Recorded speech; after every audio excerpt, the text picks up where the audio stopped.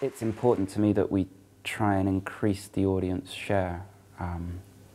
And I hope that's something that I'm doing, and that we're getting people who wouldn't necessarily think about going to the Barbican or the Festival Hall or the Wigmore Hall and spunking 40 quid on a ticket to hear a core classical musician.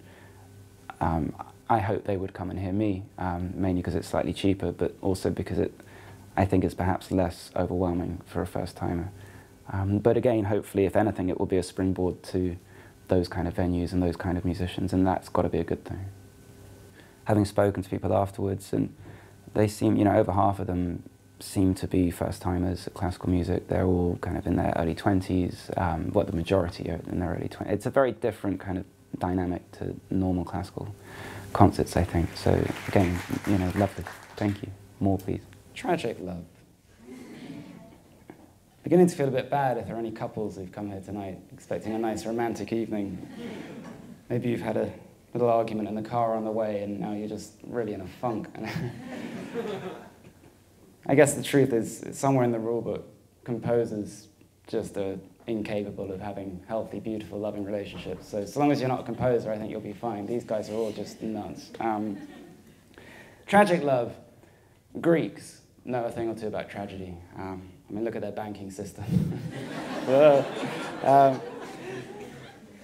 Orfeo and Eurydice is just pretty much the most tragic fucking story I've ever heard. It makes Schindler's List look like a comedy. It's brutal. It's awful.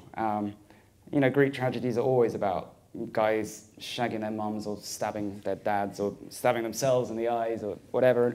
This is just an awful, awful love story. But Gluck wrote an opera about it. And this is the thing, this is the thing for me about classical music that is so special. If you are listening to a breakup song, Tori Amos, say, for 4 minutes, you literally just want to open a vein. It's just relentlessly depressing.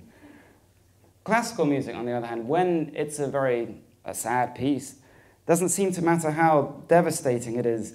Underpinning the whole thing, there is this kind of sense that everything is okay, of surrender, of hope, even of beauty. And I'm well aware that makes me sound a little bit like Deepak Chopra, but I don't even care.